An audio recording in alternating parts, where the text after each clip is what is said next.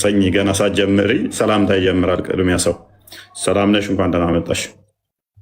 እንኳን ደህና ቆየ። ከኔ መለክ አንቺ ከምትይኝ በፊት ሰላም ማታ ስለ ክርስትና ታስነሳላችሁ በ48 ቀን ምናምን ስልህ ማለት ነው። እኔ እስኪ መጀመሪያ ሰላም ነህ ወይ ደህና ነህ ወይ በይው እስኪ አንዴ። አይ እያወራሁ ነው፣ ይቀጥል እኮ ሰላም በይው እንዴ መጀመሪያ በያለሁ። ከዚህ በላይ ሰላምታ አለ? ኦኬ ቀርማ በ48 ሰዓት ክርስትና ታስነሳላችሁ ስለዚህ ቻርጅ ዘግቶ ወጣሁኝ። ቆይ የኛ ሙስሊም ህፃኖች ሰይጣን ሲቆነጥጣቸው አይተሃል? አይ ነብይሽ ነግሯል፣ ነብይሽ ተናግሯል። እሺ ማስረጃ አለ? አለኝ። ከፈትልሽ? አዎ እሺ ያሳየኝ። የሙስሊም ህፃኖች ሰይጣን ስለሚቆነጥጣቸው እኛ ህፃኖች ደግሞ ቤተክርስቲያን አስገብተን 2 በግ ምናምን እናርዳለን እያልክ ነበር። ኖ እኛ አይደለን የምናርዳው፣ እናንተ ናችሁ የምታርዱት። ሐቂቃ ታውቂያለሽ? ሐቂቃ ታውቂያለሽ? እኛ ብለን እኮ 2 በግ አናርድም ቤተክርስቲያን ገብተን። ቆይ ሰኝ ሐቂቃ ታወጣላችሁ። ሐቂቃ ታውቂያለሽ? አዎ። ታዲያ ለወንዱ አንድ በግ ሶሪ፣ ለወንዱ 2 በግ ለሴቱ 1 በግ ታርዶ የለ? አይታረድም። የእናንተ አባባል ምናልባት እናንተ ታረዳችሁ እንጂ በእኛ እንደዚህ ነገር የለም። የእኛ ሸሪዓ እንደዛ አይፈቅድም። ቆይ አሳይሻ፣ ሐዲሱን ሰጥሻለሁኝ። ስለዚህ ሐዲሶችሽን አታውቂም፣ ትጠይቂያቸዋለሽ። ሐቂቃ ምንድን ነው ብለሽ ትጠይቂያቸዋለሽ። አይሻልም? እሺ 3 ጥያቄ ነው የምጠይቅህ። ቆይ ሳኒ አንዴ እሱን እስከዛ አውጣልኝና ያወራላታለሁ። መጀመሪያ ግን ይሄንን እንቀጥል። ሰይጣን አይቆነጥጠውም ያለችው ማለት ነው። እንግዲህ በእስልምና ህፃናት ሲወለዱ ሙስሊም ናቸው ተብለው ይታመናሉ። ስለዚህ ሙስሊም የሆኑት ህፃናት ገና እንደተወለዱ ከእናታቸው ማፀን ሲወጡ ሰይጣን ይቆነጥጣቸዋል። ማስረጃ ሚሽካት አልመሳቢ 70 ላይ the crying of an infant at the moment of birth is due to a prick from devil ህፃናት ገና ሲወለዱ የሚያለቅሱበት ምክንያት ሰይጣን ስለሚቆነጥጣቸው ነው ይላል ነብይ። ለዛ ብላችሁ ነው እናንተ ክርስትና የምታስነሱት? አንቺ ነብይሽ ምን አለ? ሰይጣን ስትወለዱ ሁላችሁንም ይቆነጥጣል አለ። ሱራ 15 ላይ ከ39 አካባቢ ጀምሮ ሰይጣን ደግሞ በማሌ ነው ኃይል ያለው በአማኝ ባልሆኑ ላይ እንደሆነ ይናገራል። እሺ ስለዚህ በአማኝ አዳምጪ፣ ህፃናቶቹ አማኝ ከሆኑ ደግሞ ሰይጣን ሊቆነጥጣቸው አይችልም ማለት ነው። ሱራ 17 65 አንዴ ክፈትልኝ።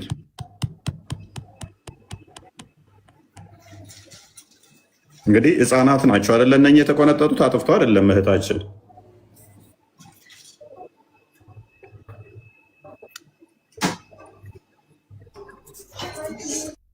ኦኬ ባሮቼ በእነሱ ላይ ፈጽሞ ለአንተ ስልጣን የለህም፣ መጠጊያ በጌታ በቃ ይላል።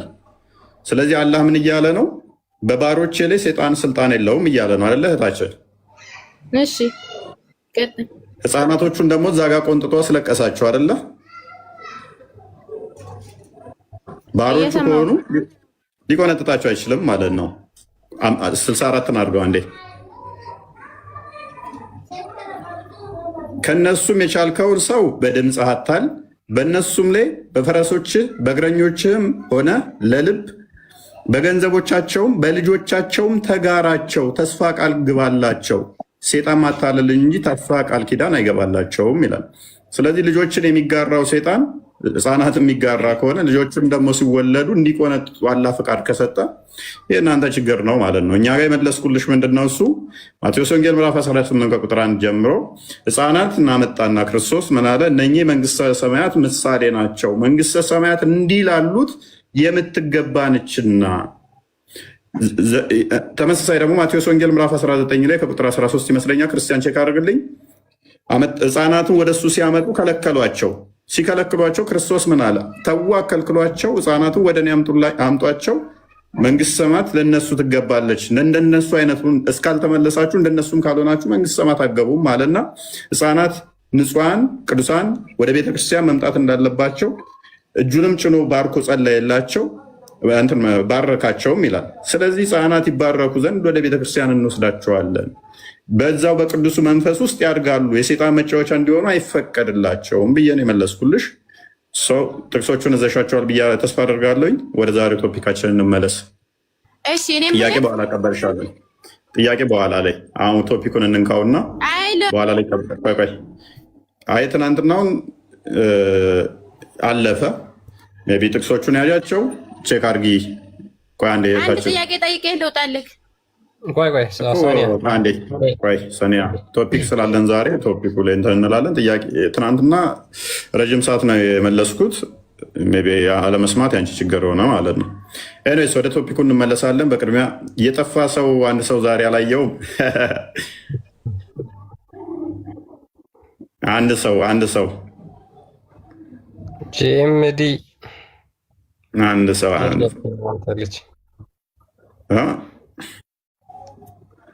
ተረጅም ሰዓት ተረጅም ዘመን በኋላ ትላለህ። ያልሞተ ሰው ይገናኛል። አንድ ጥያቄ ብቻ ጠይቄ ልውጣልህ። ቀጥይ። እሺ አፍጥኝ። እሺ ማርያምን የፈጠራት ማን ነው? እግዚአብሔር። ያ ኢየሱስን አይደለም እንደ አምላክ ነው ብላችሁ የምታመልኩት? በሚገባ ቀጥይ። አዎ እሺ ኢየሱስ ሳይወለድ በፊት ማርያምን የፈጠራት ማን ነው?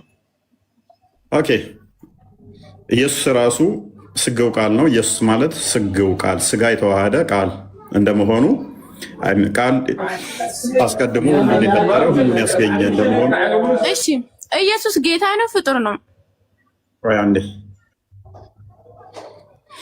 ቃል ከእሷ ስጋን ተዋህዶ ስጋና ደምን ነፍስን ተካፍሎ ከእሷ ተወልዷል። ያ ማለት ግን ቃል ደግሞ አስቀድሞ እሷንም የፈጠረ እሷንም ያስገኘ እሷንም ካለመኖር ወደ መኖር ያመጣ ነው። ዮሐንስ ወንጌል ምዕራፍ 1 ላይ በመጀመሪያ ቃል ነበር፣ ቃልም በእግዚአብሔር ዘንድ ነበር፣ ቃልም እግዚአብሔር ነበረ ካለ በኋላ ቁጥር 3 ላይ ሁሉ በእርሱ ሆነ፣ ከሆነውም አንዳች እንኳ ያለ እርሱ አልሆነም። ቁጥር 10 ላይ እርሱ በዓለም እንኳ ነበረ፣ ወደ ገዛ ወገኖቹ መጣ፣ ወገዛ ወገኖቹ ለተቀበሉት እግዚአብሔር ልጆች የሆኑ ዘንድ ስልጣን ሰጣቸው፣ ይህም ከስጋና ከደም አይደለም። ቁጥር 14 ላይ ቃል ስጋ ሆነ፣ ጸጋና እውነትን ተሞልቶ በእኛ አደረ፣ አንድ ልጅ ከአባቱ ያለውን ክብሩን አየን ይላል። ቃል ስጋን ሲዋሃድ ጸጋና እውነትን ተሞልቶ በእኛ ሲያድር ሰው ተብሎ ከእሷ ስጋና ደም ተካፍሎ የመለኮት ሙላት በሰውነቱ ተገልጦ ቆላስይስ ምዕራፍ 2 ቁጥር 9 ላይ እንደሚናገረው በእርሱ የመለኮት ሙላት ተገልጦ ይኖራል። ኤፌሶን ምዕራፍ 2 ላይ ምዕራፍ 2 ቁጥር 5 እስከ 7 በመጀመሪያ እርሱ አስቀድሞ በእግዚአብሔር መልክ ሲኖር ሳለ ከእግዚአብሔር ጋር መተካከል መቀማት እንደሚገባው ሳይቆጥር በምስሉም እንደ ሰው ተገኝቶ የባሪያን መልክ ይዞ በምስሉም እንደ ሰው ተገኝቶ ይኸውም ለመስቀል ሞት እንኳን የታዘዘ ሆነ ይላል። አስቀድሞ በእግዚአብሔር መልክ አዳምጪ። እሱ አላህ ነው፣ ድንጋይ ስለሆነ እሱ ድፍን ስለሆነ በእግዚአብሔር መልክ ሲኖር የነበረው ያ ቃል ስግው ቃል በስጋ ተገለጠ። በስጋ ሲገለጥ ክርስቶስ ተባለ፣ ኢየሱስ ተባለ። ስለዚህ ዕብራውያን ምዕራፍ 1 ላይ ቁጥር 1 እስከ 3 ነቢያትን ሲልክ የነበረው አብ እግዚአብሔር ነቢያትን ሲልክ ከቆየ በኋላ በዚህ ዘመን በመጨረሻ በልጁ ተናገረን። ዓለማትም በምን ባለበት በልጁ ዓለማትን በፈጠረበት በቃል ወይም በልጁ ተናገረን ይላል። ስለዚህ ልጁ ዓለማት የፈጠረበት ዓለምን ያስገኘበት ነው። መዝሙረ ዳዊት ምዕራፍ 33 ቁጥር 6 ላይ እንደሚናገረው አንድ ቤት አድርጊ ሰማዮች በእግዚአብሔር ቃል ጸኑ ይላል። ስለዚህ እግዚአብሔር ቃል እንደኔና እንዳንቺ ዘሩ ብትን አይደለም፣ አካላዊ ነው። ሎገስ አካላዊ ቃል ነው። ስለዚህ ሁሉን መፍጠር የሚችል ሁሉን ማስገኘት የሚችል ነው። ማርያምንም ኢየሱስ ነው የፈጠራት እያልክ ነው። ከእሷ በስጋ ተወልዷል።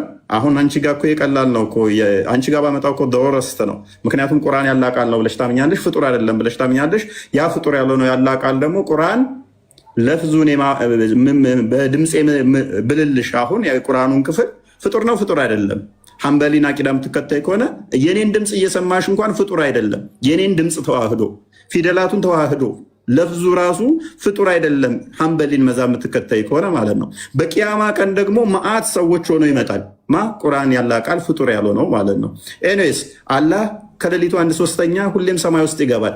ስለዚህ የሰማይ ሆድ ውስጥ እየገባ ከወጣ ምኑን የከበደሽ? ክርስቶስ በስጋ ከማርያም መወለዱ ምን ከበደሽ? ስጋን ተዋህዶ ቃል መገለጡ ምኑ ከበደሽ? ወደ ቶፒኩ መልሰው ክርስቲያን አንዴ በቃ ሳኒያ በቃ ሜቢ ጥያቄ ግን መመለስ በኋላ ላይ እያለ ያለው ማርያምንም የፈጠራት ኢየሱስ ነው እኮ እያለ ያለው። አዎ ሳኒያ በቃ እንደዛ ነው እያልካለው። ስለታችን ፈጣሪ ነው ብላ መጠራ ወይስ ልጅ? በስመ አብ እህታችን ፈጣሪዋም ነው ልጇም ነው። አንዴ በኋላ ማብራሪያ እናብራራልሻለን አልኩሽ። በስጋ ተሷተውላል። ፕሊስ ሸኛት በቃ በኋላ ላይ ተመልሰሽ። ሶስት ጥያቄ ነው 4 ጥያቄ ገና ከመግባቷ ጠየቀች፣ ተመለሰላት። እስኪ እናንተን ደግሞ መልሱ። ማለት እዛ ጭነዋችሁ የመጡትን ነገር አይደለም እኮ እዚህም ፈታችሁ መሄድ ያለባችሁ። አሁን ያ ጥያቄ በኋላ ላይ እንደተለመደው እንቀበላችኋለን፣ ችግር የለውም። አሁን ረጅም ሰዓት ትናንትና አብራርቼ አሁን በደንብ አልሰማውም ማለት ችግር ነው። የመጀመሪያውን ጥያቄዋ ኤንስ ምንድነው እሱ በደንብ አስተውሉ። ዛሬ የምንነጋገርበት ስለ ዛት ብለው እነሱ ስለሚሉ ስለ አላህ አካላት ይሆናል። አታሪን አቂዳ ሞር ፎከስ በሚያደርግ ሁኔታ ማለት ነው ብለው እነሱ ስለሚሉ አሁን አላህ እጅ አለው ከተባለ 2 እጅ ካለው ግራና ቀኝ ተብሎ ከተነገረለት ዳይሬክሽን ተነገረለት። ዳይሜንሽን እና ዳይሬክሽን ካለው ደግሞ ፍጡር ነው የሚሆነው። ዳይሬክሽን ካለው አቅጣጫ ካለው በዚህና በዚህ ግራና ቀኝ ተብሎ ለፈጣሪ ሊነገር አይችልም። ለፈጣሪ መጣ፣ ሄደ፣ ተቀመጠ፣ ቆመ በባህሪው አይነገርም። ግራና ቀኝ ፈጣሪ በባህሪው ሊኖረው አይችልም ማለት ነው። መተጣጠም መገጣጠም የፈጣሪ ባህሪያት አይደለም። በእናታችሁ ሱሱ በኋላ አስገባት። ሱሱ እኮ ምንም የምታውቀው ነገር የለም መረበሽ እንጂ። ሎክ ግራ ቀኝ የሚባል ነገር ስለሌለ እነኚህ ነገሮች ለፈጣሪ የሚነገሩ አይደሉም። ቀኝ፣ ፊት፣ ኋላ፣ ጀርባ እነኚህ ለፈጣሪ የሚነገሩ አሉ። ሜይ ቢ ሜታፎሪክ ሆነው ሊገቡ ይችሉ እንደሆነ እንጂ በባህሪ ለፈጣሪ የሚነገሩ አይደሉም። ምክንያቱም ግራ ቀኝ ከመኖሩ በፊት የነበረ ነው። ግራና ቀኝን ያስገኘ እሱ በግራና በቀኝ ተብሎ ከተነገረለት ግራ ቀኝ ፊት ኋላ ተብሎ ከተነገረለት የሆነ አካል ፍጡር የሆነ ያካብበዋል፣ ያዋስነዋል፣ ያካልለዋል ማለት ነው። ድንበር ያበጅለታል። ዊችዝ የተገደበ ነው ማለት ነው። ስለዚህ አላህ እጅ ካለው ሎክ እጅ ካለው 2 እጆችም አሉት ከተባለ ግራና ቀኝ ከተባለ ስቲል በዳይሬክሽን ተመሳሰልን ማለት ነው። እኔ ግራና ቀኝ እንዳለኝ ሁሉ እንደገና ደግሞ እጁ መዳፍ ካለው አትሊስት በመዳፍ ተመሳሰልን ማለት ነው። እጁ 5 ጣቶች አሉት። 5 ጣት 1 2 ተብሎ ፈጣሪ የሚቆጠር አካል ካለው ደግሞ ስቲል አሁንም ተመሳሰልን በቁጥር ማለት ነው። 2 መሆኑ ሳያንስ በቁጥር ደግሞ ተመሳሰልን 5 ጣት በሚለው ማለት ነው። አሁን ጥያቄው ምን ይሆናል? እነኚህ ጣቶቹ ከእጁ ጋር የተገጣጠሙ ናቸው? የተነጣጠሉ ለየብቻ የተቀማመጡ? እነኚህ ጣቶቹ የራሳቸው ፍቃድ እውቀት አላቸው ወይ? ወይንስ ፍቃድ እውቀት የሌላቸው ከዋናው ቦዲያቸው ወይም ደግሞ ከሌላው አካል የሚቀበሉ ናቸው? እንደኔ ማለት ነው። የኔ እጅ ይሄ ማየት አይችልም፣ መስማት አይችልም አይደለ? እዛ ጋ የሆነ ነገር ቢሰማ በጆሮ የሰማሁትን ሴንስ ያደርግ እንደሆነ ነው እንጂ በነርቮች አማካኝነት የሆነ እንትን የሚለው ነገር የለም፣ የሚሰማው የሚያየው ነገር የለም። የአላህም አካል እንደዛ ነው ወይ? እያንዳንዱ ሲፋቱ የአካላቶቹ እያንዳንዳቸው ራሳቸውን የቻለ ኮንሽየስ ናቸው ወይ? ማየት መስማት የሚችሉ ናቸው ወይ? የተነጣጠሉ ናቸው ወይንስ አንድነት ወጥ የተያዘ? እጅ ሲባል ከሌላው ፓርት ጋር የተያዘ ወይንስ የተነጠለ ነው? የተነጠለ ከሆነ አንድ የሚለው አይመጣውም። መከፋፈል ካለ ደግሞ መሰባሰብ አለ ማለት ነው። እሱ ደግሞ የፍጡር ባህሪ ነው። ምክንያቱም እንደዚህ ከፈል ነው ማለት ከአካሉ ላይ ነጠል ነው ማለት ስፔስ አለ ማለት ነው። ስፔሱ ራሱ ፍጡር አይሆንም ማለት ነው። ምክንያቱም ይሄ ስፔስ ከመፈጠሩ በፊት አካሉ እንዴት ነበረና እነኚህም መሰረት ባደረገ ሁኔታ የምንመለከት ይሆናል ማለት ነው። ሜይ ቢ ጥያቄን ግልጽ ነው። ክርስቲያን አስቀጥለው። ያ ግልጽ ነው። እሺ አሁን ሙስሊሞችን የምዲ ሰላም ብያቸዋለሁ ግን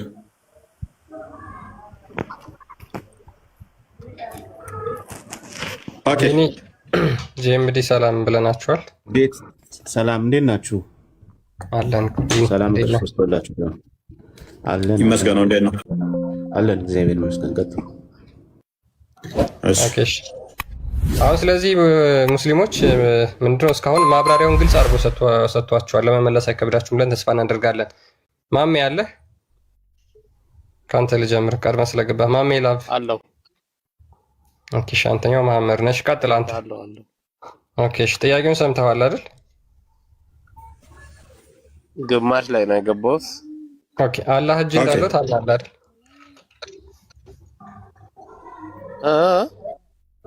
አላህ እጅ እንዳለው ታምናለህ? ምን አልከኝ? አላህ እጅ እንዳለው ብለህ ታምናለህ? ኦኬ አላምንም። ኦኬ ማሜ ላፍ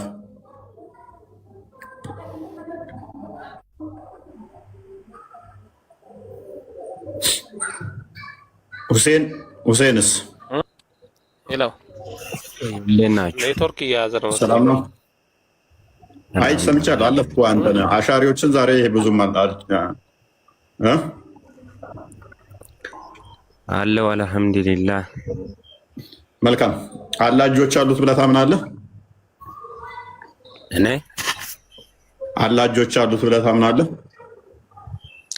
አሁን እኔ ለመመለስ ሳይሆን አሁን በእኔ ሀሳብ እናንተ አሁን እዚህ ላይ የመጣችሁት ሙስሊምን አሁን ወደ እናንተ ሃይማኖት ለመጥራት ነው የመጣችሁት። አላህ እጅ አለው ብለህ ታምናለህ? ታምንም ነው ጥያቄው። እሺ እሱን እኔ ሰምቼ አላውቅም። እና አሁን ሃይማኖትን ትክክል ከሆነ ሊቀይር በቃ እንዴ ጥያቄ በኋላ እንቀበላችኋለን። እንደተለመደው ከ5 ሰዓት በኋላ ሁሌም እንቀበላለን። አሁን ቶፒኩ ላይ ሳላዲን እንኳን መጣ።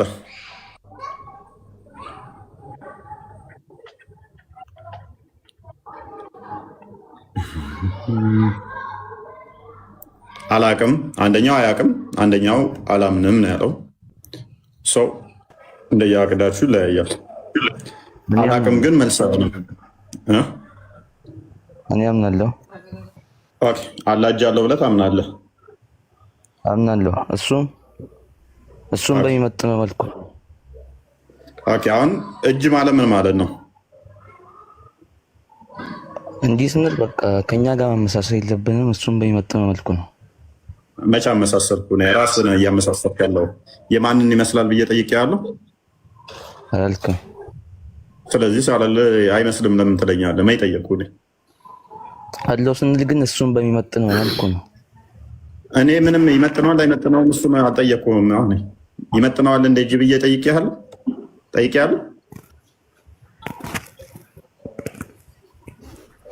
ሳልጠይቅህ ያልጠየቅኩህን አትመልስ። ስለዚህ እጅ ማለት ምን ማለት ነው ብዬ ነው የጠየቅኩህ።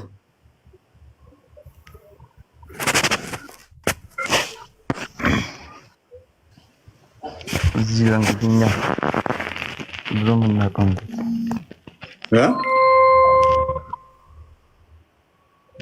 እኔ አሚሮቻችሁ እኮ ፍጥነታቸው ይገርመኛል። እያንዳንዳችሁን ይከታተሏችኋል።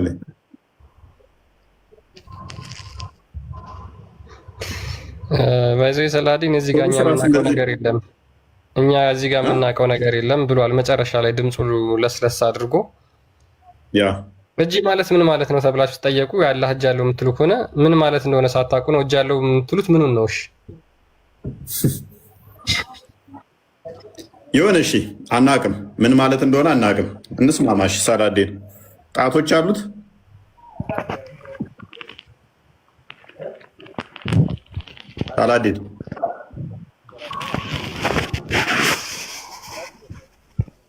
ሳላዲን ወይ እንግዲህ አላህ ምንም አያውቁትም። በቃ እያችሁ ምንም ስላላ የሚያውቁት ነገር የለም። ምንም ማለት ነው። ምክንያቱም ኡስታዞቻቸው ነጋ ጠባ መጽሐፍ ቅዱስ ላይ መንቦጫረቅ ነው ስራቸው። መጽሐፍ ቅዱስ ላይ ማንቦጫረቅ እንጂ በሐሰት ስላላ አስተምሯቸው አያውቅም። መጽሐፍ ቅዱስ ላይ እንደ መቅጠፍ አይደለም። ኮመንተሪ ሳያመጡ መጽሐፍ ቅዱስ ላይ ዝም ብሎ ማንቦጫረቅ ነው ስራቸው። ስህተት ብለው እንኳን የሚያመጡት ነው። ግጭት እንኳን ካሉ ኢቭን ትርጓሜ ነው የሚያመጡት። አማርኛው ላይ ተጋጨ ትርጉም ስህተት ታመጣለህ እንዴ?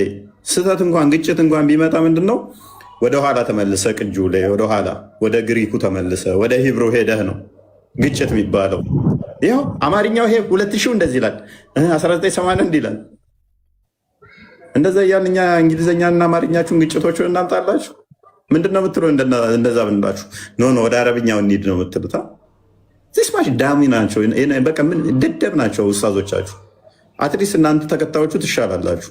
አሁን አማርኛ ላይ የሆነ ግጭቶ የማመጣባችሁ እንትላላችሁ፣ የአረብኛው ላይ የለም የሚለውን ታላችሁ። የእናንተዎቹ ደደቦች ውስታዞቻችሁ ግን አማርኛ ጋር ይመጡና እዚህ ጋር እንዲህ ብሎ ተተርጉሟል፣ እዛ ጋር በቃ ስራቸው ይቺ ነች፣ ምንም ስራ ማያውቁ ማለት ነው። ኤኒዌይስ ቆይ ስላላህ አስተምረውሃል፣ ስላላህ አስተምረውሃል። ና አንድ ነገር ልንገሪ። ስላላህ አስተምረውሃል ወይ? ቆይ ሲማኝ፣ እኔን ሲማኝ። አንተ 5 ደቂቃ ፈቅጄልህ ስላላህ አታወራ። ስላላህ አስተምረውሃል? አንተ ዝም ብለህ እዚህ ማይም ሰው አግቢታ እንደዚህ ነው ከምትል ይኸው አንተ አለ ስላላህ አስተምረውሃል ወይ? እኔ ቀጠሮ ሊያዝልኝና ከኖርማን ኡስታዝ ተገናኝ። ፕሊዝ ስላላህ ታወራለህ? ስላላህ ታወራለህ? ጥያቄውን ትመልሳለህ? ሰው እዚህ ጋር ተቀምጣ ሃይማኖት አታንቋሽሽ። እሺ ቴንኪው። ሸኛው ክርስቲያን ተርሙጣ ያው ኡስታዞች ያስተማሩ ይሄንን ነው። ከዚህ የተሻለ ሊኖር ስለማይችል ማለት ነው። ኤኒዌይስ በደንብ አስተውሏቸው። ስላላህ ማውራትና መሳደብ ይለያያሉ።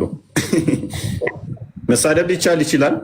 እኛ ፊት ግን ደፍራችሁ ስላላህ 5 ደቂቃ ማውራት አትችሉም። እሳት ውስጥ እንደገባ ፌስታል ነው የምትሆኑት። ኤኒዌይስ ይኸው 7 ወር ሆነን ሁሉም ታዝቧችኋል ስላላህ ያላችሁን እውቀት። ኤኒዌይስ አይ ጊዜ እንኳን ደህና መጣ። ሰላም መስገነው፣ እንዴት ነው? ሙስሊም ነህ? መልካም። አላህ እጅ አለው ብለህ ታምናለህ? አዎ፣ ግን ኪታብ ቁርአኑን በቅርብ ነው የደረስኩበት። አታውቀውም ነበር በፊት? ሁለቱም ቀኝ ናቸው። ሁለት ቀኝ እጅ አለው። ግራ እጅ እሳ? ግራ እጅ የለውም። ሁለቱም ቀኝ ናቸው። ግራ ለምንድን ነው የሌለው? ማለት እሱ ግራ አሁን አንተ ግራ በቃ በግራ በኩል የሰይጣን ማለት በግራ ትበላለህ። ግራኞች አሉ እኮ በግራቸው የሚበሉ በግራ እጃቸው የሚበሉ አሉ። ያን አይል ያያላ። አሁን በግራ ቀኛው ለኝና ግራው ላይ ብለህ ትወጣለህ። እንትን ነው ከሱ አሁን ቀኛው ላይ ግራው ላይ እሱ በእንትን ስታማርጥ ነው ማለት በእናንተ ግራው ላይ ይቻላል ነው አትልም። ያው በቀኛው ላይ ብትል እኮ እንትን ለማለት ነው። ያው መልካም ነገር እንዲገጥመኝ ምናምን ለማለት ነው። በቃ እሱ መልካምነት ማለት ነው። ሁለቱም ቀኝ ስለሆኑ ሁለቱም መልካም ናቸው። እሺ ይሁን፣ ችግር የለውም። ብዙም አርጊው አላደርግም፣ በእሱ ላይ ብዙም አልከራከርም። በቅርብ ነው የደረሰኝም ስላልክ ኦኬ። ሁለት ቀኝ እጅ አለው። መልካም። እጆቹ ጣቶች አለው አይደለ? አለው። ሰው እጅ ካለው ጣት የለውም። ትንሽ ድምፅን አስተካክለው። ሰው እጅ ካለው አሁን አንተ እጅ ካለ ሁለቱም ቀኝ ከሆኑ ጣትም አለው፣ ሁሉም ነገር አለው ማለት ነው። ስለዚህ ጣቶቹ ስንት ናቸው? እንደኛው 5 ጣት። ስለዚህ አላህ ከኛ ታዲያ ምንድን ነው የሚለየው? የመጀመሪያ ፍጥረት አሁን አንተ ጌታ ይለያል ከኛ ይለያል ትል የለ የኛም ይለያል ማለት ነው። የእናንተ አሁን እንደኔ 5 ጣት ያለው 2 እጅ ያለው ከሆነ ያም ደግሞ በቂያማ ቀን የሚታይ አካል ከሆነ ሉክ ጣቶቹ የሚቆጠሩ አንድ ቆይ አስተካክልና ጠይቀው። አሁን ኢየሱስ ሞተ ተነሳ የተባለው ሰው ራሱ ጠይቅ ፕሊዝ። ምን አገናኘው ከኢየሱስ ጋር? አላህም እንደ ኢየሱስ በስጋ ተገልጦ ነው? እናንተ እንደዛ ብላችሁ አታምኑማ። ኢየሱስ በስጋ ስለተገለጠ ነው። ፕሊዝ አይገናኝማ፣ ከኛ ጋር እኮ አይገናኝም። በደንብ አስተውል። ጥያቄ ካለሽ ቀበልሻለሁ። ታችን ረብሽ ግን ቀኛት አይደለማ ልጁ ናት። ፕሊዝ ልጁ ስለ ኢየሱስ አይደለም ያወራው። ሞቶ ሲነሳ ምናምን ትላለች። ስለ ኢየሱስ ነው እንዳንተ ያወራው። ምን አገናኘው? ስለ አላህ ነው እያወራን ያለ ነው እንጂ ስለ ኢየሱስ ሞቶ መነሳት አይደለም እያወራን ያለ ነው። ፕሊዝ አንዳንዴ በደንብ አዳምጡ። ሰው 5 ጣቶች አሉት። በቂያማ ቀን ይታያል አይደለ? ያንን እዛ አልደረስኩም። በቂያማ ቀን ይታይ ይገለጥ አይገለጥ ነብያቶች ናቸው የሚገለጡት እንጂ እኔ አላህ ይገለጣል የሚለውን አልደረስኩም። ግን ነብያቶች ኢሳ፣ ነብዩ መሐመድ እንደሚመጡ እርግጠኛ። መጀመሪያ ኢሳ ይመጣል፣ ከዛ ነብዩ አይ መሐመድ እሱን ተወው። እሺ እነሱ ችግር የለውም እሱ ይገለጻሉ። መልካም። እሺ ስለዚህ 5 ጣት ጣቶቹ እጆቹ ላይ የተያያዙ ናቸው ወይንስ ለየብቻ ነው ጣቶቹ የተቀመጡት? ያንን አልደረስኩም። አታውቁትም ማለት ነው። ያለህን አካል እኮ ያለህን አካል አታውቁትም ማለት ነው።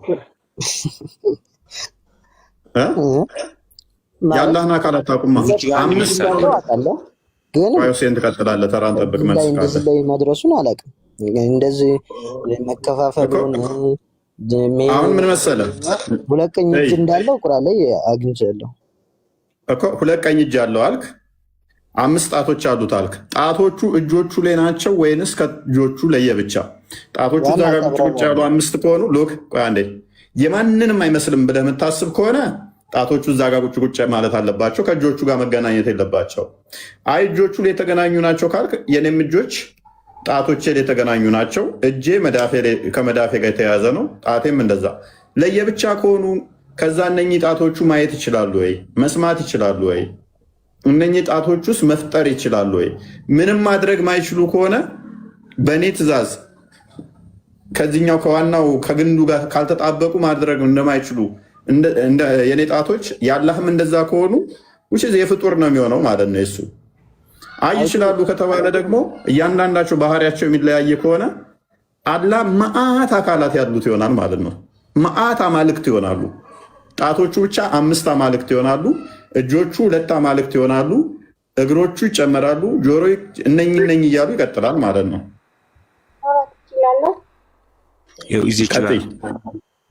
ቆይ ሁሴን ህዊ ትቀጥልና ትቀጥላለህ።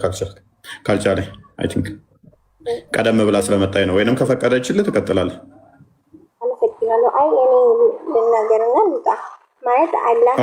ትንሽ ድምፅሽን ከፍ አድርጊው። አልሰማም። ይሰማል ግን እንደመታፈን ብሏል። ኤርፎን ካረግሽ ሜይ ቢ እሱን ብታወጪው ጥሩ ነው። ህዊ አይ ኤርፎን አላደረኩም። ኦኬ አሁን ጠና ነው ማለት እጅ ያለው ሲባል አካል ያለው ሲባል ልክ እንደማናቸውም ሰው ልክ እንደኛ ተመሳሳይ አይደለም። ማለት ፈጣሪ ነው እሱ። የሱ እጅ ተገነጣጥሏል እንደዚህ ተነጣጥሏል የሚባል አይደለም። በሰዎች የሚገመት ወይም እንደዚህ በሰው እንትን የሚመደብ አይደለም። እሱ በአምሳሉ ራሱን እንትን የሚል እንኳን የራሱን ቀርቶ አይደለምና የኛን የሰጠን አምላክ እሱ እስከሆነ ድረስ የእሱ ኃያል እስከሆነ ድረስ ይሄ ነው ልትለው አይገባም። መጀመሪያ ማለት ነው ፈጣሪ እስከሆነ ድረስ ምንም ያድርገው። ደግሞ የእሱ እጅ አለው ሲባል ልክ እንደዚህ እንዳንተ እጅግ እንደዚህ አይደለም። ቢያንስ የተለየ ነው፣ ከሰዎች የተለየ ነው። እጅ አለኝ ሲል ጣት አለው እንደዚህ ምን አለው ሳይሆን አደምን በእጄ ፈጠርኩት ስላለ ያ ነገር እጅ አለው ማለት ነው በሚለው እንትን አለ እንጂ የአላህ እጅ የተገነጠለ ነው እንደዚህ ነው የሚል እንትና የለም። እንደገና ደግሞ እንደዛ ካልክ ደግሞ አላህ እንደዚህ ነው ካልክ እሺ የእናንተ ኢየሱስ የሞተ የተነሳ የተኛ የበላ የተገረዘ ወንድ ልጅ ነው እያመለከተ ኦኬ ዝም ብላ ይሄ አንዴ ጥያቄ ካለሽ እኛ ላይ እንጠይቅሻለን። አላህም እንደዛ በሰው አካል ተገልጧል ካልሽን እናመሰግናለን። እኛ እኮ ክርስቶስ በስጋ ተገልጧል ብለን አዎ የሰው ስጋ ንዟል ብለን እናምናለን። አምላክን በባህሪው እጅ፣ እግር፣ ባት እንደዚህ ጣቶች አሉት ብለን አናምንም። ስለዚህ ማይገናኝ አታገናኝ። በደንብ አሰቢ። አሁን ምን ብለሽኛል መሰለሽ? ቆይ አንዴ አዳምጪኝ። 2 እጆች አሉት የማንንም አይመስሉ ብለሽኛል አይደለ?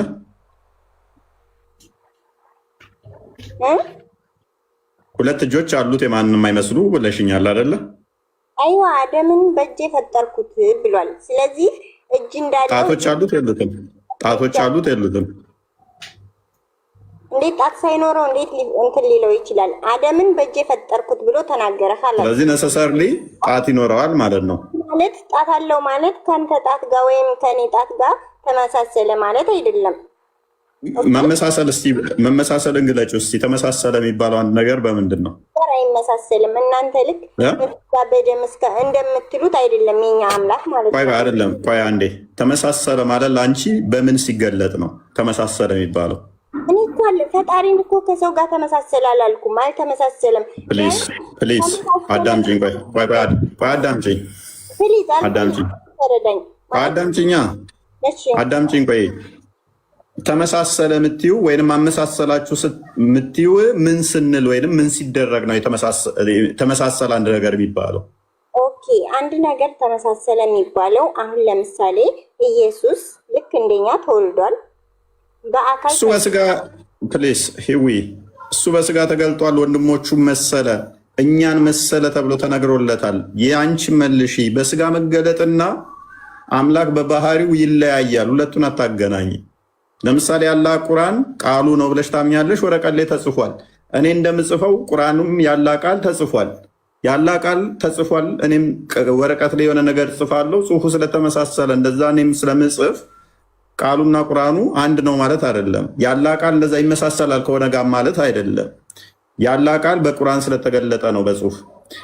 የአብ ቃሉ ደግሞ በስጋ ስለተገለጠ እኛን መሰለ ተብሎ ተነግሮለታል። አሁን አንቺ ላይ ቁሚ። ምን ብዬሻለሁ? አንድ ነገር ተመሳሰለ የምትዩ ከምን አንጻር ነው? ይህን ብቻ መልሺ። አንድ ነገር ተመሳሰለ የምለው ለምሳሌ የኔና ያንተ ያው ቀላል መልስ ላምጣልሽ። ቆይ አንዴ ለምሳሌ እኔና አንተ እጃችን ተመሳሳይ ሊሆን ይችላል። ምክንያቱም በምንድን ነው የሚመሳሰለው? ጣት አለ፣ 5 ጣት አለ። 5 ጣት አለ። ኦኬ፣ 5 ጣት በመኖሩ እንመሳሰላለን ማለት ነው። አንድ እሺ፣ ጎበዝ። እሺ፣ ሌላስ? ፈጣሪ ደግሞ ለእኔም አይን ሰጥቶ ለአንተም አይን ሰጥቶ። ቆይ ኖ አይን ጋር ትግቢ። እጅ ላይ ብቻ እኔም 5 ጣት አለኝ፣ አንቺም 5 ጣት አለኝ። ስለዚህ በ5 ጣት ምክንያት ተመሳሰለ እንባላለን። ሌላስ? አሁን ለምሳሌ አንተ ከወንድ ልጅ ጋር ተመሳሳይ ነህ፣ ከኢየሱስ ጋር ተመሳሳይ ነህ። ቆይ እጅሽን እጅ ላይ አውሪ፣ እጅ ላይ ብቻ አውሪ። ስለሌላ አካል አይደለም እያወራን ያለ ነው። አላህ ብልት አለው የለውም ብለን አልጠየቅንሽም። ስለዚህ አላህ የለውም ካልሽ ከስልብ ጋር ይመሳሰላል አይመሳሰልም? ከሴት ጋር ነው የሚመሳሰለው ከወንድ ጋር ብለን አልጠየቅንሽም። አሁን እጅ ላይ ብቻ ቁሚ። 5 ጣት ስላለ አንቺም 5 ጣት አለ እኔም 5 ጣት አለኝ እንመሳሰላለን አልሽ። ሌላስ አለ? እኔ እናንተ ግን አምላክ ከማንም ጋር አይመሳሰልም። ጎበዝ ሎክ እንደሚመሳሰል ላሳይሻል። ክርስቲያን ክፈትልኝ። 5 ጣት አለው አላህ። እኛ 5 ጣት ስላለን በ5 ጣት ምክንያት እንመሳሰላለን ብላለች ሶታችን። አላህም 5 ጣት አለው። እናመሰግናለን። ኦልራይት ኦኬ፣ ቀጥል ክርስቲያን አንብበው። ላንብብላችሁ። አሁን አብራችሁኝ ከኔ ጋር ጣቱን ትቆጥራላችሁ። መረጃው ያለው ሳሂህ ሙስሊም 2786 ላይ ነው። አብደላ ኢብን መስዑድ እንደተረከው ብሎ ነው የሚጀምረው። ሉክ አዳምጡ። አንድ አይሁዳዊ ወደ ነብዩ ይመጣና ነብዩ እንደዚህ ይለዋል፣ ኦ ሙሐመድ ሆይ ቬሪሊ አላህ ዘ ኤግዛልትድ ኤንድ ግሎሪየስ ዊል ካሪ ዘ ሄቨን ኤንድ ዘ እርዝ ዘ ሄቨን ኦን ዘ ዴይ ኦፍ ጀጅመንት አፖን ዋን ፊንገር። ሙሐመድ ሆይ አላህ በቂያማ ቀን ሰማይን በአንድ ጣቱ ይይዛል። ኤንድ እርዝ አፖን ዋን ፊንገር፣ መሬትን ደግሞ በሁለት ጣቱ። ኤንድ ዘ ማውንቴን ኤንድ ዘ ትሪስ አፖን ዋን ፊንገር፣ ጋራዎችንና እጽዋትን ደግሞ በአንድ ጣቱ። ኤንድ ኦሽን ኤንድ ዘ ሞይስት እርዝ አፖን ዋን ፊንገር፣ ውቅያኖሶችና የውሃ አካላትን ደግሞ በአንድ ፊንገር። ኤንድ ኢንፋክት ዘ ሆል ኦፍ ዘ ክሬሽን አፖን ዋን ፊንገር፣ ሌሎቹ የቀሩ ፍጥረታትን ደግሞ በአንድ ጣቱ ይይዛል። ቀጥል። ጨርሶ ኦኬ። ኤንድ ሂ ውድ ስቲር ደም፣ ከዛ በኋላ እየነቀነቃቸው እንደዚህ ይላል። ኤንድ ሴይ አይ አም ዘ ሎርድ፣ እኔ ጌታ ነኝ ይላል። እንደዚህ እየነቀነቃቸው በጣቱ ያዛቸው ማለት ነው። ዜራፖን አላስ ሜሴንጀር ስማይል ቴስቲፋይንግ ዋት ዘ ስኮላር ሴድ፣ ከዛ በኋላ ያ አይሁዳዊ የተናገረውን ነገር ሙሐመድ መሰከረና ቁርአን ቀራ ይላል። እናመሰግናለን። ስለዚህ አላህ ስንት ጣቶች ነው ያሉት? መረጃው በትክክል እዚህ ጋር ተገልጿል። 5 ጣት አሉት። አምላክ ቀደምን ብለሽናል። ሂዊ ቀደምን ብለሽናል። ቆይ ቀደምን ብለሽናል። አዳምጪ ፕሊስ፣ አዳምጪ። ይሄም ደግሞ አዳምጪ ፕሊስ፣ አዳምጪ። መመሳሰልን በምን ትገልጫለሽ ስልሽ ለአንቺ ተመሳሰለ የሚባለው ምን ሲሆን ነው ብዬ ስጠይቅሽ ምን አልሽኝ? ለምሳሌ አንተ 5 ጣት አለህ፣ እኔም 5 ጣት አለኝ። 5 ጣት በመኖሩ ምክንያት ተመሳሰለ ተብሎ ይነገራል አልሽኝ። ሌላ የለሽ ሌላ ነገር ሞክሪ ስልሽ ኖ 5 ጣት መሆኑ ይሄ መመሳሰልን የሚያሳይ ነው ብለሽኛል። ስለዚህ እናመሰግናለን ባልሽን መሰረት አላህ 5 ጣት አለው። አትሊስት በጣቶቹ ቁጥር የእሱ ጣት ግዙፍ ሊሆን ይችላል፣ ሚጢጥዬ ሊሆን ይችላል። ሁኬርስ የእኛም እጆቻችን ጣቶች ይለያያል። ከአንዱ አንዱ የአንዱ ቀጫጫ ሊሆን ይችላል፣ ያንዳንዱ ደግሞ ስፖርተኛ ከሆነ ፈርጣማ ሊሆን ይችላል። የእሱ ደግሞ በጣም ግዙፍ ሊሆን ይችላል ወይም ቀጫጫ ሊሆን ይችላል። አትሊስት 5 ጣት አለው፣ እኔም 5 ጣት አለኝ። አሁን ያንተ ጣት እንኳን አንድ ሰማይ ሊገድፍ ቀርቶ አይደለምና አንድ እንትን አይይዝም ጣትክ ማለት ነው። ስለዚህ ትክክል ነሽ። የአምላክ እጅ ከሰው ጋር አይመሳሰልም አልኩ። ስለዚህ ልዩነቱ ምንድነው? ያለ ጣት በጣም ጠንካራ ነው ማለት ነው፣ ኃይለኛ ነው፣ ኃያል ነው። በቃ እንዳንተ እጅ በጣም ጠንካራ ነው። ያ ጎበዝ ጎበዝ። አያችሁ ንጽጽራቸው ምንድነው? እሱ በጣም ጠንካራ መሆኑ ጠንካራ መሆኑን በምን ገለጠችው ማለት ነው? በቃ ለመመሳሰል ከሰውም ሰው ይለያያል። የኔ ጣት ማንሳት ማይችለውን አንድ ስፖርተኛ ሰው እሱ በጣቱ ሊያነሳ ይችላል። እኔ በእጄ ማላነሳውን እንኳን በጣቱ የሚያነሳ ይኖራል። አላህ ደግሞ ከኛ ከሁላችንም ስለሚበልጥ በቃ ግዙፍ ጠንካራ ጣት አለው እንትን አለ። አትሊስት ግን ምን አለን? በቁጥር ደረጃ እንደኛው ሊቆጠር የሚችል ሎክ ባይ ዲፎልት ይህንን ቁጥር የሚቆጠር መሰረቱ ፈጣሪ ሳይሆን ፍጡር ነው። የሚቆጠር ከሆነ ኃያልነት እያሳየ ነው። ምክንያቱም የሚከፋፈል ከሆነ አንድ አዳምጪኝ፣ የሚከፋፈል ከሆነ የፈጣሪነት ባህሪ ሳይሆን የፍጡርነት ባህሪ ነው። ምክንያቱም ሎክ 1 2 3 4 5 ተብሎ እንደዚህ ተከፋፍሎ የሚቆጠር ከሆነ which ምን አለ ማለት ነው? ክፍተት አለ። አላህ እንደዚህ ክፍተት ጣቶቹ አሉት ማለት ነው። አንደኛውን አንደኛው ላይ አንደኛው እንደዚህ እያለ ክፍተት ባለው ቁጥር የሚቆጠር ከሆነ ይሄ ክፍተቱ በራሱ ፍጡር አይሆንም እህታችን።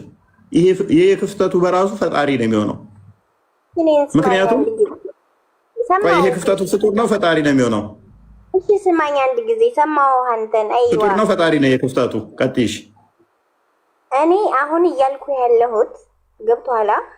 እዚህ ጥቅሱ ላይ ራሱ ከኛ እጅ ጋር እንደማይመሳሰል እየነገረህ ነው። አዎ በጣም ጠንካራ ነው። ይሄ ክፍተቱ ፍጡር ነው ፈጣሪ ነው። ክፍተቱ ፍጡር ነው ፈጣሪ ነው። ይሄ ነው ብለህ የምትገምተው አይደለም። የፈጣሪ ሁሉም ፍጡር ነው። ይሄ ክፍተቱ የጣቱ ክፍተት ፍጡር ነው ፈጣሪ ነው። እዚህ ያንተ ጣት ክፍተት ላይ ፍጡር ፈጣሪ የሚላለ እንዴ? ያንተ እጅ ፍጡር ነው ጎበስ፣ ፍጡር ነው። ምክንያቱም ይሄ ስፔስ ነው። ይሄ ስፔስ ደግሞ የተፈጠረ ነው። ለአንተንና ፈጣሪን አታገናኝ። ፈጣሪ እኔ እኮ እየጠየቅሽ ያለሁት የፈጣሪን ነው። ምክንያቱም የሚቆጠር ከሆነ የሚነጠል የሚቆጠር ከሆነ አልኩሽ ክፍተት አለ ማለት ነው። ክፍተቱ ፍጡር ነው ፈጣሪ ነው። ምንም ይሁን የሱ ስራ እስከሆነ ድረስ አንተን እዚህ እንድትናገር ምንም ይሁን እህታችን ያልተረዳሹ ነገር አለ። ሎክ እነኚህ ስፔሶች የመጡት ከጊዜ በኋላ ነው የተፈጠሩት። ይሄ ስፔስ ይባላል ክፍተቱ። ይሄ ስፔሱ ፍጡር ከሆነ አላህ እንደዚህ የሚቆጠር ስፔስ ካለው ስፔሱ ከመፈጠሩ በፊት አላህ ሊኖር አይችልም ማለት ነው። ምክንያቱም የተፈጠረ ስለሆነ ይሄ ፈጣሪ አንተንም እጅ የሰጠ እስትንፋስህን የሰጠ ፈጣሪ ነው። ምንም ያደርግ ምንም አይነት ሎጂኩን አልገባችሁም፣ ያልተረዳችሁም። ክርስቲያን ቀጥል። ምክንያቱም ቴዎሎጂ ራሱ አልገባትም። ግልጽ ነው። በነገራችን ላይ እንዴት ነው መሰለ እያደረጉት ያሉት የሆነ አቬንጀርስ ፊልም የሚለውን አይተው ከሆነ ፎይ የሆነ አንድ በጣም ኃይለኛና ጠንካራ አለ፣ ሌሎች ደግሞ ደከም የሚሉ አሉ። የእሱ በጣም ጠንካራ ነው እንደኛ አይደለም ለማለት የሚጠቀሙበት ልክ በዛ ሴንስ ነው የሚመስል ማለት ነው። እኛ ዋናው ምንድን ነው ሙስሊሞች አድሚት እንድታደረጉ የምንፈልገው አላህ ብቻ 5 ጣት የተባሉ 5 ጣቶች አሉት። ሉካውን እነዚህ ጣቶች ናቸው። 1 2 3 4 5 የኔ 5 ጣቶች ናቸው። ልክ አላህም እንደዚህ በቁጥር የሚገለጡ እጁ ላይ የሚገኝ የአካል ክፍል አለው፣ እሱም ጣት ነው። እኛ እግዚአብሔር መንፈስ ነው ብለን እናምናለን። እንደዚህ የሚቆጠር 1 2 3 የሚባልለት አካል የለውም። ፊዚካል የሆነ አካል እንደዚህ የሚቆጠርለት የለውም። መንፈስ ነው፣ በሁሉ የሞላ ነው፣ አይታይም ብለን እናምናለን። እናንተ ደግሞ እነዚህን ሁሉ አታዩ። አሁን ቆይ፣ ስለዚህ አንዴ ሂዊ አሁን የምጠይቅሽ የኛ አምላክ ማለት ምንም አምሳያ ነው የማይወልድ እኔ በቁጥር ተመሳሰለ። ሂዊ ቆይ አንድ ጥያቄ ልጠይቅሽ። የአላህ እጅ እሺ፣ የአላህ ጣቶች ማዳመጥ ይችላሉ ወይስ አይችሉም? ገብቶሃል? እሺ እዚህ ጋር ማለት ይሄን ጥያቄ መልሽልኝ ሂዊ። ሁሉ በእርሱ ሆነ የሚለው ቆይ አንዴ እስኪ ተረጋጉ። ሂዊ አንዴ ሜቢ ይሄን ጥያቄ መመለስ የምትችይ ከሆነ የአላህ እጅ ማዳመጥ ይችላል ወይስ ማዳመጥ አይችልም? መስማት ይችላል? አለቅ ሂድና የው ያለን እጅ እሺ ለኔ ሱፊያን አህመድ ተራ ጥያቄ ትጠይቃለህ እንዴ? እውነት ነው፣ ተራ ነው። ስላላ አካል መጠየቅ ተራ ነው። ስላላ መጠየቅ እናንተ ተራ ነው። ዋናው ነገር ቂጥ መታጠብ እንዴት ነው? ሱሬ ማሳጠር እንዴት ነው? ሽንት ከነካ በመቃብር ትቀጣላ ትቀጣ? ስንት ሚስት ማግባት ነው የሚያስፈልገው? ይሄ ነው ዋናው ቴዎሎጂ በእስልምና። ስላላ መጠየቅ ተራ ነገር ነው። ስላላ አካላት እጆች መጠየቅ ተራ ነው። ዋናው ቁም ነገሩ ቆሽ አንድ መልስልኝ ስለ ሴቶች ነው። እናንተ ጥያቄ ጥያቄ በኋላ ላይ እንቀበላለን ለማለት ሁሴን ቀጥል። አሁን የአንተ እጅና የበሬ እጅ ስንት ነው? የበሬ ጣት በሬ ጣት አለው እንዴ? ስንት ጣቶች አሉት? የአላህንም ከበሬ ጣት ጋር ሊያመሳስለው እኮ ነው። ያንተና የበሬ ጣት አይመሳሰልም። የአላህም እንደዛ ነው ሊለን እኮ ነው። በሬ ስንት ጣት አለው? ጣት አለው እንዴ በሬ? እሺ የድመት ሶሪ ሰላም ስሜተኛ ስለሆንኩ ነው። ኧረ ችግር የለውም። አሁን እኔም ጠይቀውን መልስ። እኔ ከሱ ጋር ሳይሆን እኔ ከአንተ ጋር ላነጻጽር ፈልጌ ነው። ካለ ጋር ሳይሆን ከአንተ ጋር እኮ ከኔ ጋር ማነጻጸር የፈለግከው እኮ ላላ ኤግዛምፕል ልትጠቀመው አይደለ? ለምን ይህና አንተ እኮ ከራሲ ጋር ያነጻጸርከው ነው። እሱ ማንን ገባ? አላን ነዋ አላን። አይ በቁጥር እኮ ተመሳሰለኝ። በቃ እጅ አልከኛል። እጅ ተስማማው። ስንት እጅ አለው አላህ? እሺ ንገረኝ።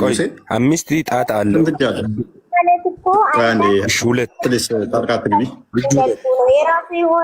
ስንት እጅ አለው አላህ?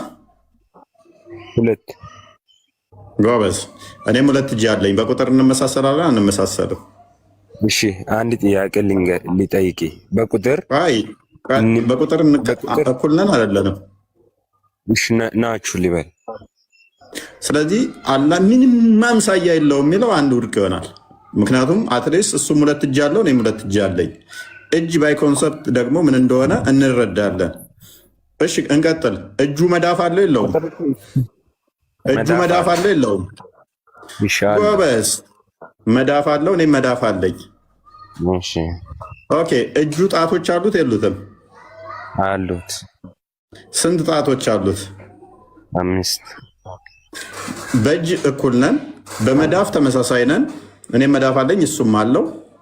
በጣት እሱም 5 ጣት አለው እኔም 5 ጣት አለኝ። ከዛ ወዲያ ማንመሳሰለው በምን ይሆናል ማለት ነው? ወይም በግዝፈት ይሆናል ወይም በመልክ ይሆናል።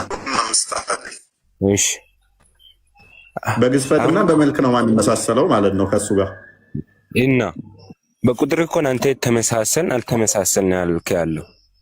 ስለዚህ አላህ እኔን የማይመስለው በመልክና በትልቀት ነው ማለት ነው። አዎ አንተ እኮ ቁጥር ምናምን ነው አመጣው እንጂ አንተን በፍጹም ሊመስልም አይችልም። እሱን አንተ ልትመስለውም አትችልም። እናመሰግናለን። እዚህ ውስጥ ከስር ያላችሁ እጃችሁን አሻራ ብትሰጡ ራሱ ሁላችሁም አትመሳሰሉ። አሻራችሁ ራሱ አይመሳሰልም። አንድ በሉ። የእጃችሁ አሻራ ሲሰጥ ካያችሁ አሻራ የሚሰጥበት ምክንያት ሰዎች ራሱ እጃቸው ስለማይመሳሰል ነው። መልክም ካየን የአንዱ ጥቁር አለ፣ የአንዱ ነጭ አለ፣ የአንዱ ጣቱ ወፍራም አለ፣ የአንዱ ቀጭን አለ። በሰው ደረጃ ራሱ ማንም ይፍጠራቸው። ስለዚህ አትሊስት ያለ አካላቶች አምሳያ አሉት ማለት ነው። አምሳያ አሉት። ኦኬ አሁን እንቀጥል። እሺ ያለ ጣቶች ይቆጠራሉ አይቆጠሩም? የጠየቅኩትን መልስ። ማነው ፈጠራቸው? እሱ ፈጣሪ ፈጠራቸው። ፈጣሪ የቱ ፈጣሪ? አሁን ወደ ቶፒኩ ግባ፣ እጁ ላይ ግባ። ያለ ጣቶች ይቆጠራሉ አይደለ? 5 ተቆጠሩ እኮ እንግዲህ ለምንድን ነው መልሰህ ኦኬ 5 የሚቆጠሩት እነኚህ ጣቶቹ ከመዳፉ ጋር የተገናኙ ናቸው ወይንስ የተለዩ ናቸው?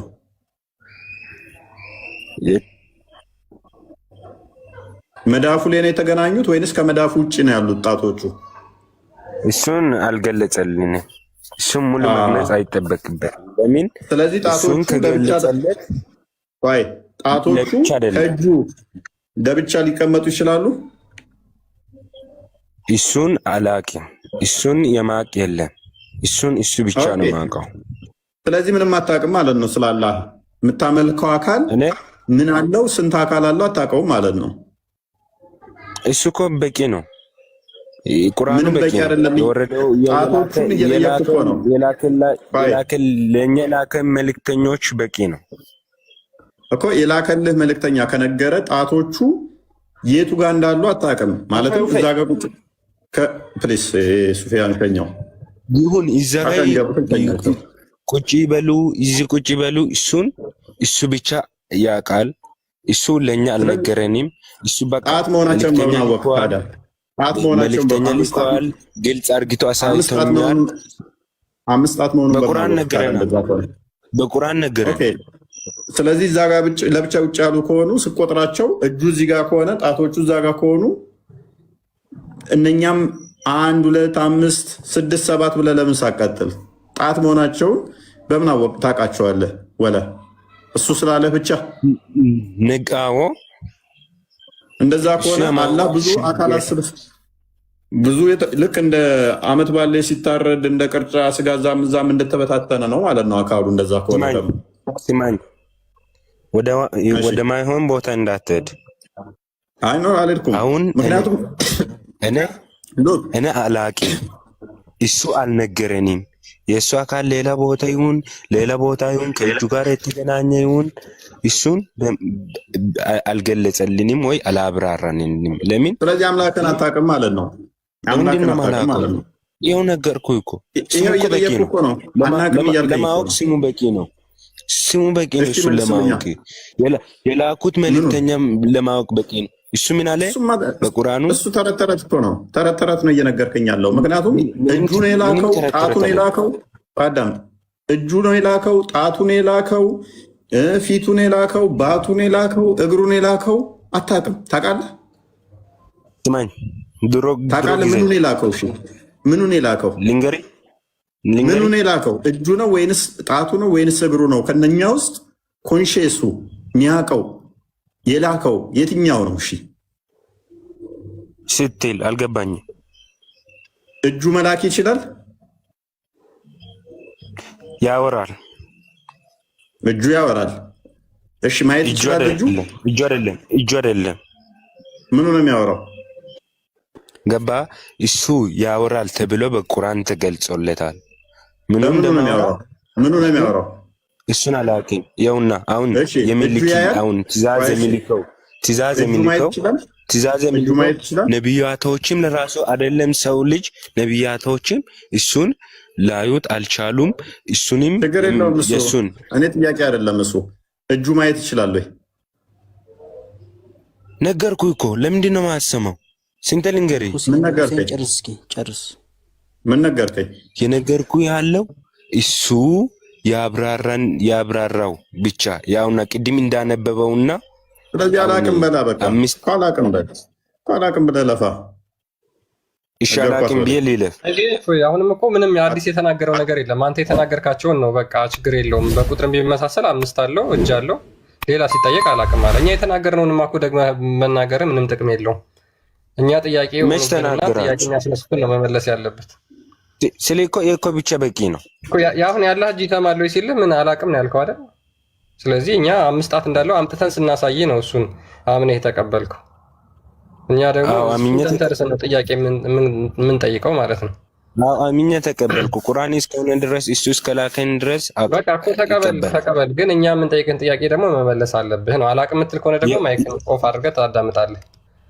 ይኸው መለስኩልህ እኮ እሱ ምንም የመለስኩ የለም። በቃ ሚውት አድርግ በእናትህ። አናቅም እኮ ነው ያልከው። በቃ እኔስ ዋን እንኳን ደህና መጣህ። እሺ ሰላም። መጀመሪያ ማወቅ ያለብህ ነገር ላይቭ ላይ መግባት ያለብህ ለመጠየቅ አይደለም፣ ለመጠየቅ ነው መግባት። መልሳለሁ ወይ ታለቅሳለህ? ሁለተኛ ደግሞ ምንም የማያውቅ ወደ ጥያቄው ገባ። ሸኘው ወደዛ። አንተ ራስህ ካወቀ መልስም እንደ ያለ እኔ ቤታቸው እጄ መልምዬ ነው እንዲያመጣዋቸው ግን የማያውቁትን አስገብተህ ራስህ መመለስ ከሆነ ምችል ከሆነ መመለስ። አታልቀሱ ዋብያዎች። ሶፍት አቀባይ ድርጅት የለንም። የምታውቁትን መመለስ። ቤት እየመጣሁ መልምዬ አላመጣህ እኔ። ኦኬ ኤምኤፍ ሱብሃናላህ ሱብሃናላህ ማይክ ከፍታና ደግሜ ልስጠው ምላሽ የሚመልስ ከሆነ ምክንያቱም ስለማቅናው እያስወጡኝ ሊል ስለሚችል። እሺ ይሰማል። ጌት ቱ ፖይንት፣ ወደ ፖይንቱ ግባ። ይሰማል። ትሰማለህ? እንኳን አመጣ። መጀመሪያ ይኸውልህ አትፍራ። ወደ ፖይንቱ ግባ። አትፍራ። ወደ ፖይንቱ ግባ። ያስገባው ለዚህ ነው። ወደ ፖይንቱ ግባ እኮ። ወደ ፖይንቱ እንገባለን። ወደ ጥያቄው ግባ። በጣም ትፈራለህ። ጠበቃ የሚይዝን ሰው ታስወጣለህ። ገብቶሃል? እውነት ነው። አሁን ወደ ፖይንቱ ግባ። መግባባት ፖለቲካውን ተወና ወደ ፖይንቱ ግባ። ወደ ፖይንቱ ስንገባ አላጃለሁ። እሺ አላጃለሁ። እሺ አላጃለሁ። አላጃለሁ እና ምን ይሁን? እሺ ምንድነው ታዲያ? እጅ አለው ተባለ። አላጃለሁ የለውም እና ካለው እሺ ምን ይሁን ነው? ኦኬ ቀኝ እጅ ነው ያለው ግራ እጅ ነው ያለው? ዋና ጥያቄ እስኪ አንጣው እስኪ። ቀኝ እጅ ነው ያለው ግራ እጅ ነው ያለው? እሺ አላህ እጅ አለው አልክ። ቀኝ እጅ ነው ግራ ጥያቄውን ስማ። ቀኝ እጅ ነው ግራ እጅ ነው ያለው? ስለ እጅ አለው የለውም የሚለውን ይሄ ነው ማለት አይቻልም። በቃ እጅ አለው ከተባለ በቃ አለው ነው። ገብቶሃል? ኦኬ ለምን ኖረው እንዴት አለ ነው ቀይረው ጣትስ አለው? እኔ አልጠየቁም። አፋለው ወይ አልታኝም። ያው በደንብ አስተውለው። ለምን አለው ቀይ ነው ጥቁር ነው ብዬ ከና አልጠየቁም። ለምን እንደሚንተባተብ ይዩት። አይምሮ ላይ የጫነው ነገር ስላለ ማለት ነው። የሆነ እጅ ያየ ቁጥር ያለ ይሄን ይመስል ይሆን እያለ ራሱ ጭኖ የመጣውን እየተፋ ነው። እኔ አልጠየቅኩትም። ኦኬ ጣቶች አሉት? አዎ አሉት። እሺ ኦኬ ጣት ማለት ምን ማለት ነው? ጣት ማለት ይሄ ጥያቄ ራሱ ምን ማለት ነው? እስኪ ጣት ማለት ምን ማለት ነው? ጣት ማለት ያው ወደ እንግሊዘኛ ነው ወይስ ወደ ፈረንሰኛ ላድርግልህ? ጣት ማለት ያው አማርኛ ነው እያወራህ። አይ ቲንክ አማርኛ ነው እያወራህ። አማርኛ ነው ምግባባው። ወደ ዋና ጥያቄህና እስኪ ጣት አለው አልክ። ጣት ማለት ምን ማለት ነው? ጣት አለው አልከኝ። ጣት ማለት ምን ማለት ነው? ጣት አለው ስትል ምን እያልክ ነው? ምንም አስቀም። ጣት ማለት በደም ያለው አጥንት ያለው ጥፍር ያለው ምናምን የሚለው አሁን እጅን ኪጃ ላመጣልህ አልችልም። አይዞ ፓኒክ አታደርግ። ጣት አለው ብለኛል። ጣት አለው ስትል ምን እያልክ ነው? እሺ አለው አልኩህ። ጥያቄ ምንድን ነው? እዚህ ላይ ምን እያልክ ነው? ጣት ማለት ምን ማለት ነው? ጫማ ማለት ነው? ፊት ማለት ነው? ምንድን ነው ጣት አለው ስትል? ያላ ጣት አለው ስትል ምንድን ነው? ምንድን ነው ጣት? ጥያቄ እኮ አልገባኝ። ጣት አለው አልኩ አይደለ? ጣት እኔ አሁን ጣት አለኝ ስል አዳምጥ። እኔ ጣት አለኝ ስል እጄ ላይ ያሉ የእጆቼ መዳፉ ቅርንጫፎች እነኚህ ጣቶች ተብለው ይጠራሉ። አላ ጣት አለው ስትልስ ምን እያልክ ነው? ይሄንን ግልጽ አላደረገልንም። በቃ አጭር መልስ ማለት ነው። ቀላል ነው እኮ ብለህ ነበር እኮ።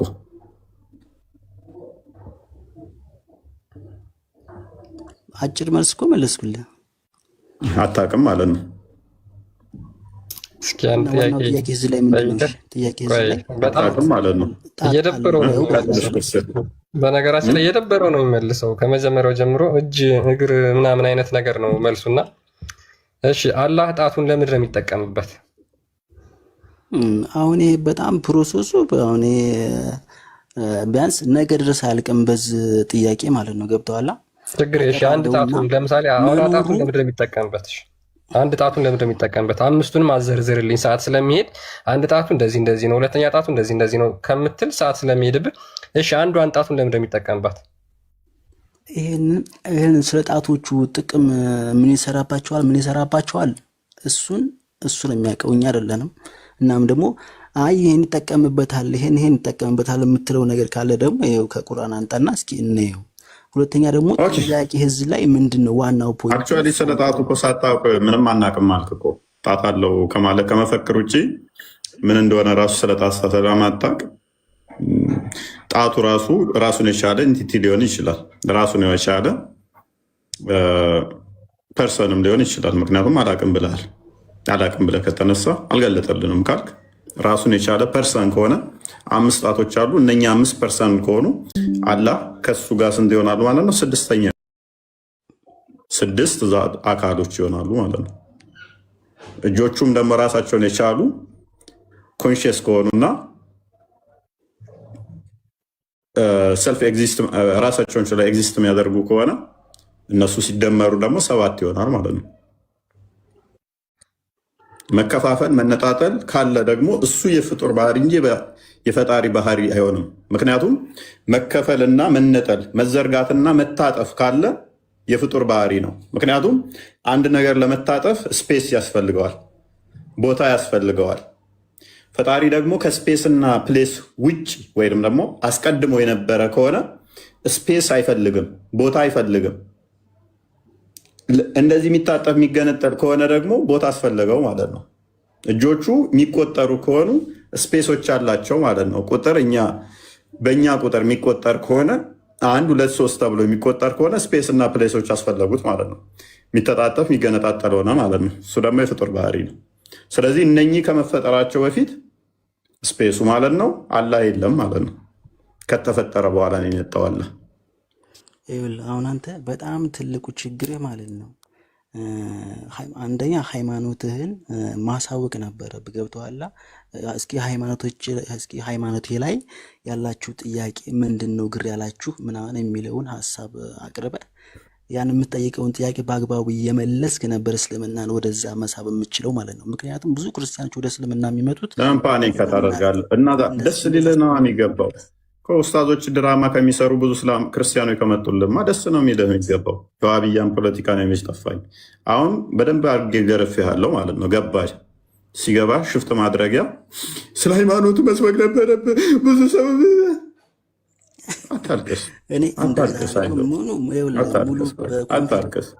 አታልቅስ፣ ተረጋጋ፣ ፓኒክ አታደርግ። እኔ እፎይ ነኝ። እንዴት ማጫወት እንዳለብኝ ለማን ምን ክትባት መስጠት እንዳለብኝ ጠንቅቄ ሰው ነኝ። ስለዚህ አንሪፊቴብል የሆነ ኩዌሽን ነው። 7 ወር ሆኖናል በዚህ ጉዳይ ላይ መስራት ከጀመርኩ ብቻ ማለት ነው። አንሪፊቴብል የሆነ ማንም ሪፊት ሊያደርጋው ያልቻለ ማለት ነው። አንተን አይደለም የአንተ መምህራኖች ገርፍ ያስተምር ልካችኋለኝ። ትፈራለህ ትላለህ። አላቅም ካልክ በኋላ ምንህን ነው ምፈራ? ደግሜ ያስገባውህ እኮ ስለማቅ አስወጣኝ እንዳትል ብዬ ነው አስገብቼ አላቅም አልገለጠልንም እንድትል ያደረግኩህ እና 2000 ሰው እንዲያዳምጥ ያደረግኩት 2000 ሰው እንዲያዳምጥ ያደረግኩህ አለማወቅህን ለህዝቡ ለማሳወቅ ነው እንጂ አንተ ለሚዲያ የምመጥን ሆነ አይደለም። ደግሜ ያስገባውህ በጣም ጥሩ ታውቃለህ። ትመልሳለህ። ያነሳሁትን ትመልሳለህ። ታውቃለህ። ያነሳሁትን ትመልሳለህ። ወደ ሃይማኖትህ ልግባና እስኪ ትመልስልኛል። ያነሳሁትን ትመልሳለህ። ታውቃለህ ወይንስ የለም? በቃ አላቅም ካልክ ጥያቄ ካለ እቀበላለሁ። መጨረሻ ሁሉንም ጥያቄ ስለምቀበል እንደተለመደው እቀበላለሁ።